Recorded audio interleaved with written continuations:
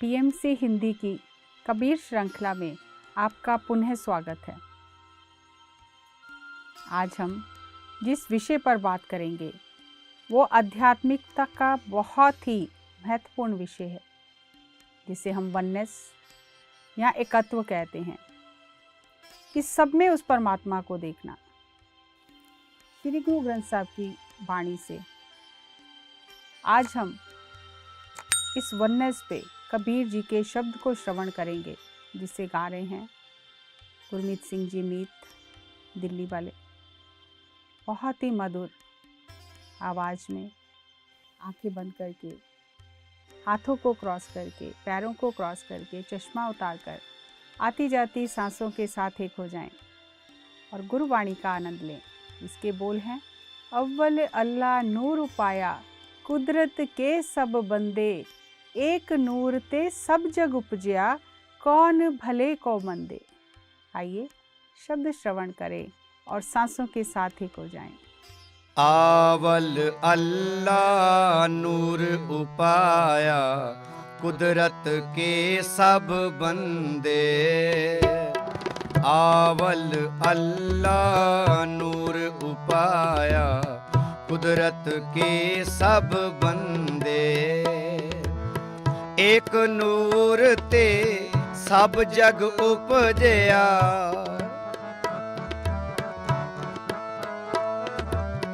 एक नूर ते सब जग उपजया, कौन भले को मंदे। आवल अल्लाह नूर उपाया, कुदरत के सब बंदे। आवल अल्लाह नूर उपाया, कुदरत के सब बंदे।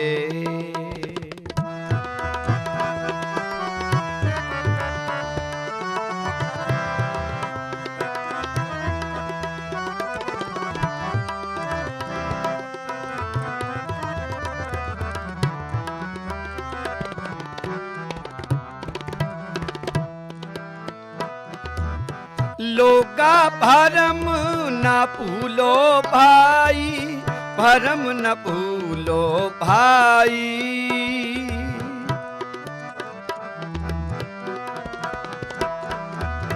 खालक खलक खलक मैं खालक, पूर रहो सब ठाई। आवल अल्लाह नूर उपाया, कुदरत के सब बंदे। आवल अल्लाह नूर उपाया, कुदरत के सब बंदे।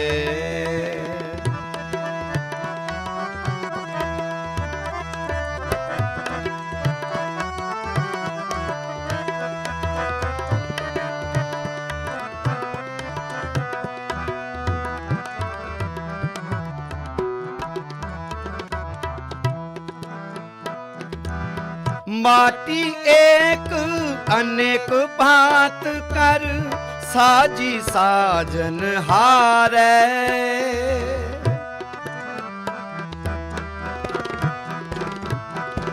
ना कछ पोच माटी के भांडे, ना कछ पोच कुम्हारै।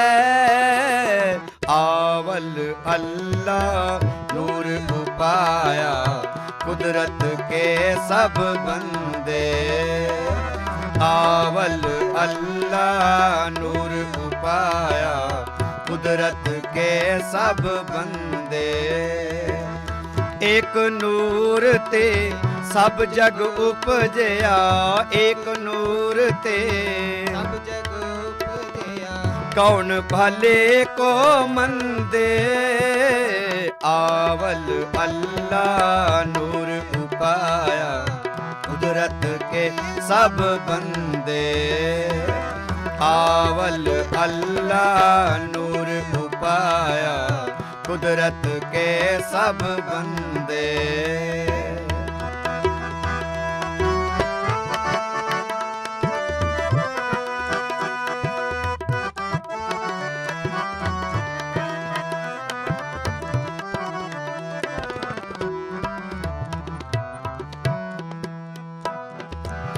सब में सच्चा एको सोई, तिसका किया सब कछ होई।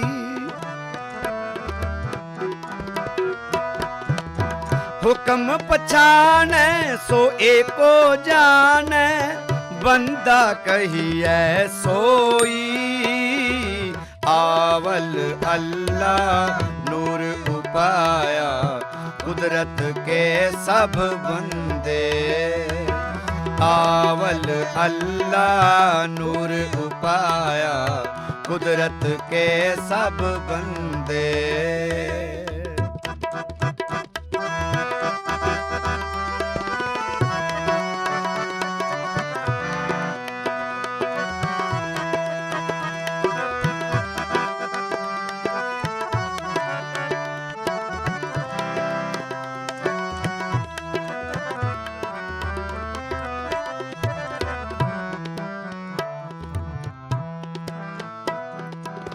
अल्लो अलख ना जाई लखया, गुर गुड़ दीना मीठा।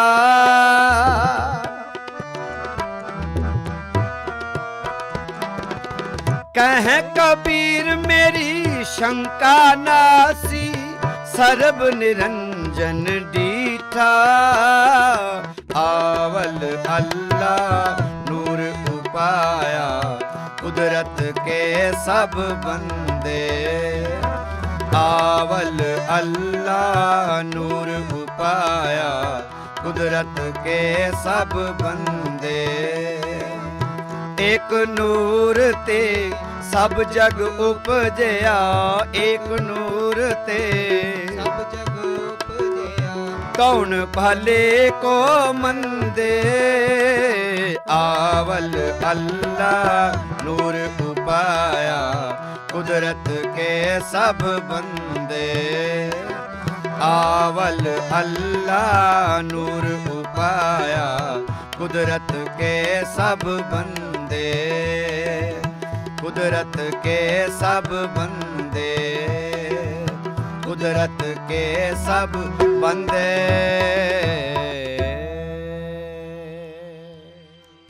आज हमने जिस शब्द को श्रवण किया है, अव्वल अल्लाह नूर उपाया, कुदरत के सब बंदे। पहले परमात्मा ने अपने नूर से सारी सृष्टि उत्पन्न की, मनुष्यों को उत्पन्न किया और सभी उसी के बंदे हैं। और उस नूर से जब ये सारी सृष्टि बनी है, ये सारा संसार बना है, तो भला कौन है और बुरा कौन है? क्योंकि सबको बनाने में एक ही पदार्थ का इस्तेमाल किया गया है। तो कबीर जी कहते हैं, हे लोगो भ्रम में मत भूलो, लोगा भरम ना भूलो भाई। खालक खलक खलक में खालक, पूर रहो सब ठाई। हे लोगो भ्रम में मत भूलो, हे मेरे भाई इस भ्रम में मत रहो कि सब अलग अलग हैं। इस सृष्टि में परमात्मा समाया हुआ है और परमात्मा में सृष्टि समाई हुई है, दोनों अलग नहीं है। The creator is in the creation and the creation is in the creator. सब में वही समाया हुआ है, कण कण में वही समाया है।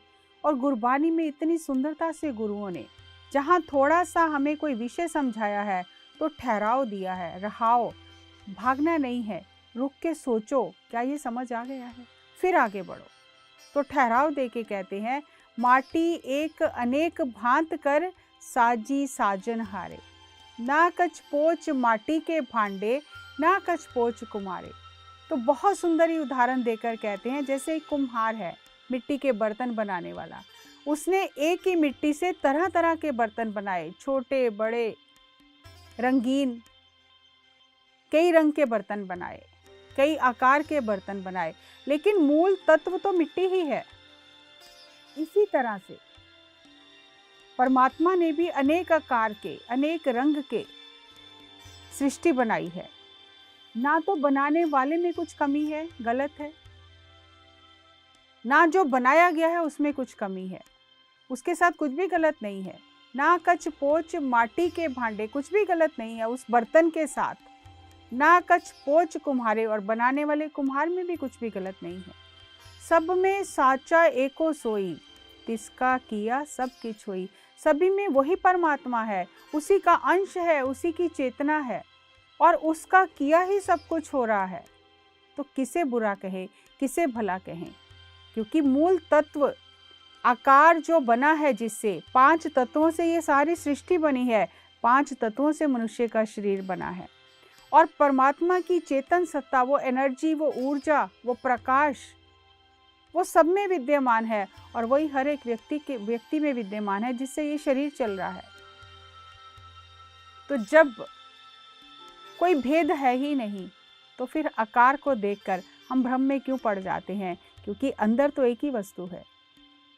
तो कबीर जी कहते हैं, हुक्म पछाने सो एको जाने, बंदा कहिए सोई। इतनी अद्भुत गूढ़ ज्ञान की बात कबीर जी करते हैं कि जो इस पहेली को बूझ लेता है, जो परमात्मा की इस कमांड को, इस हुक्म को बूझ लेता है, असल में बंदा कहलाने का वही अधिकारी है। बंदा कहिए सोई। चोट भी करते हैं और हाथ भी देते हैं कि जो इस परमात्मा की लीला को, इस पहेली को बूझ ले, वास्तव में वही इंसान है। तो कहते हैं, अल्लो अलख न जाई लखिया, गुड़ गुड़ दीना मीठा, कहे कबीर मेरी शंका नासी, सर्व निरंजन डीठा। कबीर जी कहते हैं, मेरी तो सारी शंका ही दूर हो गई है, मेरा डर दूर हो गया है, मेरी बेचैनी दूर हो गई है, क्योंकि उस अल्लाह ने मुझे वो जो नहीं दिखाई देने वाली वस्तु है वो दिखा दी है। इतना मीठा गुड़ दिया है गुरु ने मुझे कि मेरी सारी शंकाएं दूर हो गई हैं, डर दूर हो गया है, क्योंकि मैं जिधर देखता हूँ वही दिखाई देता है। ये जो मनुष्य जीवन हमें मिला है, इसमें 4 संभावनाएं हैं। हम पशु की तरह जीकर जा सकते हैं, खाना पीना, सोना, परिवार को देखना, मतलब जो हमारी संभावना है उससे नीचे गिर सकते हैं। जैसे एक मदिरा पान करके अपने मनुष्य होने के एहसास को भी खो देता है। वो कहाँ गिरा है, किसी नाली में गिरा है, उसे कुछ पता नहीं चलता, क्योंकि वो पशु समान वृत्ति हो गई उसकी। तो पहली संभावना है, हम पशु के समान जीवन जीकर जा सकते हैं। दूसरी संभावना, मनुष्य बन सकते हैं, मानव। और मानव का तत्व क्या है, मूल तत्व क्या है? प्रेम। और जहाँ प्रेम है वहाँ बराबरी है। प्रेम में ऊंचा नीचा कोई नहीं होता, प्रेम में बराबरी होती है। जो तू है मैं भी वही हूँ। तो जब व्यक्ति के अंदर प्रेम जागता है, तभी वो मानव कहलाने का अधिकारी है। तो मानव का धर्म क्या है कि जिस गली से गुजरे उस गली के कांटे चुन दे, ताकि किसी को कष्ट ना हो। संसार की समस्याओं का तो कोई हल आज तक कर ही नहीं सका, लेकिन मन की समस्या का हल है। मन देखता है, तन नहीं देखता। दोष मन में है, तन में कोई दोष नहीं है। तो जब मन के दोष दूर हो जाते हैं, जब मन में प्रेम तत्व उत्पन्न हो जाता है, जब मन उस ढाई आखर प्रेम के पढ़े सो पंडित हुए, उस प्रेम के ढाई अक्षर को पढ़ लेता है, तो उसके अंदर दया, करुणा, प्रेम का जन्म होता है। तब उसे सब में वो परमात्मा दिखाई देने लगता है। तब किसका बुरा करे, किसका नुकसान करे? तो मानव की ये पहचान है, विशेषता है कि उसके अंदर प्रेम तत्व उत्पन्न हो। और अगर हमारे अंदर प्रेम तत्व उत्पन्न नहीं हुआ, मानव कहलाने के अधिकारी नहीं है। मन के दोष दूर करने हैं। तन जैसा है अच्छा है, तन में कोई दोष नहीं है, दोष मन का है। और मन का दोष दूर होगा साधना करने से। वो एकत्व की भावना आएगी कहाँ से? जब हम स्वयं से जुड़ेंगे, जब हम स्वयं को पहचान लेंगे, स्वयं को जान लेंगे, तो फिर वही दर्पण बाहर दिखाई देगा और सब में वो परमात्मा दिखाई देगा। और फिर वो आत्मा विकसित होकर देवता बन जाएगी। तीसरी अवस्था, देने की अवस्था। हर समय देते ही रहना। उसके अंदर इतनी श्रद्धा और भक्ति भाव जाग जाता है, उसे किसी से कुछ लेना नहीं है, कोई अपेक्षा नहीं है, देते ही रहता है। वो देवता बन गया। देवता यानी देने वाला, जो हर समय देता रहता है। और चौथी अवस्था है परमात्मा।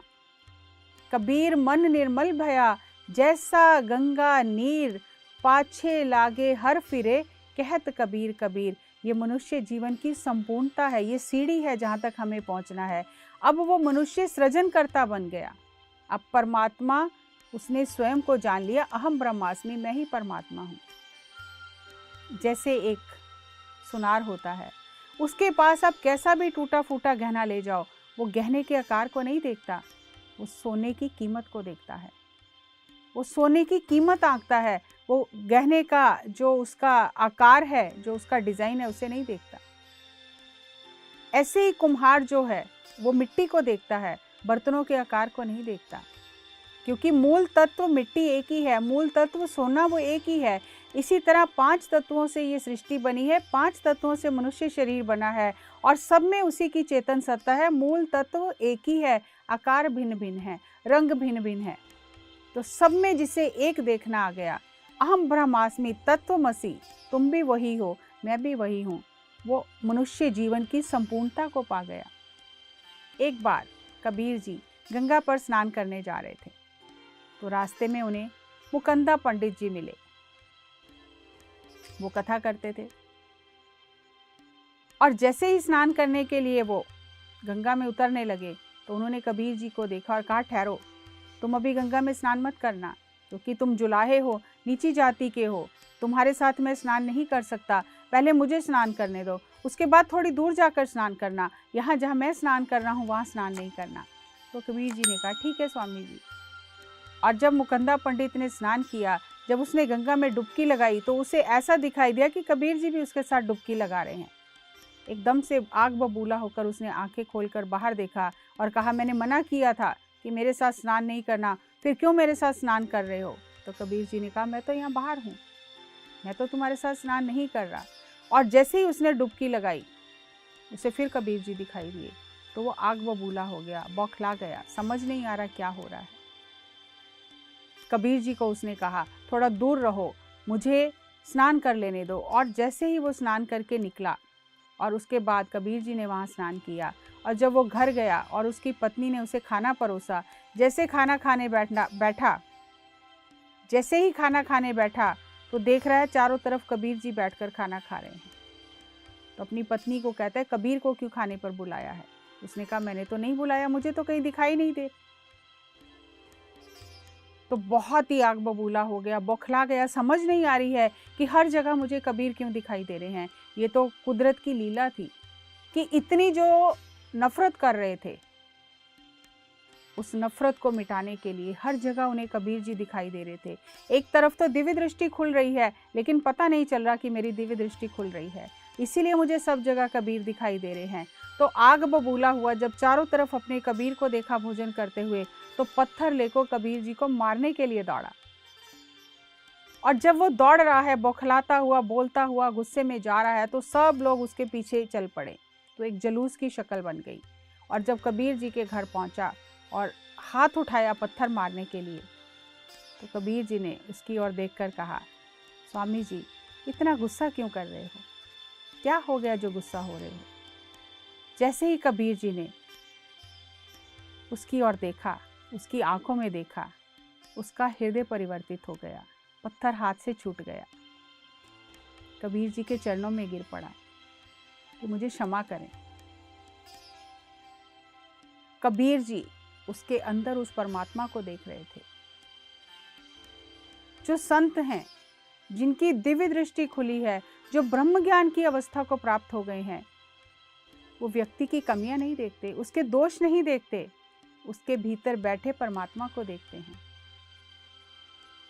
कबीर जी का ही एक बहुत सुंदर शब्द है गुरबानी में, जिसमें कबीर जी उस समय का चित्रण करते हैं कि जब श्री कृष्ण भगवान दुर्योधन के भोजन को छोड़कर बिदर के घर खाना खाने गए, तो कबीर जी ने कहा, राजन, कौन तुम्हारे आवे, कौन आएगा तुम्हारे घर? ऐसा भाव बिदर का देखियो, ओ गरीब मोए भावे। ऐसा भाव देखा है बिदर का, वो गरीब मुझे अच्छा लगता है। हस्ती देख भरम ते भूला, श्री भगवान ना जानिया। ये हाथी घोड़े अपना ये सब ऐश्वर्य देखकर भ्रम में भूल गया है, परमात्मा को नहीं जाना। तुमरो दूध बिदर को पानो, अमृत कर मैं मान्यो। तुम्हारा दूध और बिदर के घर का पानी, उसकी तुलना नहीं की जा सकती, क्योंकि बिदर के घर का पानी भी अमृत समान है। खीर समान साग में पाया, गुण गावत रैन विहानी। उसके नमक के बिना जो उसने मुझे साग परोसा, उसमें मुझे खीर का स्वाद आया। और पूरी रात परमात्मा के गुणगान किए, पूरी रात परमात्मा के गुण गाते हुए व्यतीत हुई। तो कबीर जी कहते हैं, कबीर को ठाकुर अनद विनोदी, जात ना काहू की मानी। कबीर का जो ठाकुर है वो हमेशा आनंद में है, विनोद में है, खेल करता है, आनंदपूर्ण स्थिति में रहता है और वो किसी की जाति को नहीं मानता। उसके लिए कोई छोटा बड़ा, अमीर गरीब जाति का भेद नहीं है। कबीर जी उस समय का चित्रण कर रहे हैं, उस समय का अपनी वाणी में वर्णन कर रहे हैं जब पांडव और श्री कृष्ण भगवान का समय है। जिस समय श्री कृष्ण भगवान जी पांडवों के लिए संधि पत्र लेकर गए थे कि 5 गांव दे दो, तो उस समय दुर्योधन के भोजन को स्वीकार न करके विदुर के घर, जिसे पंजाबी में विदर कहा गया है, बानी में विदुर के घर उन्होंने भोजन किया। क्योंकि परमात्मा के लिए कोई जाति पाति नहीं है, कोई छोटा बड़ा नहीं है। इसीलिए परमात्मा को गरीब निवाज कहा जाता है।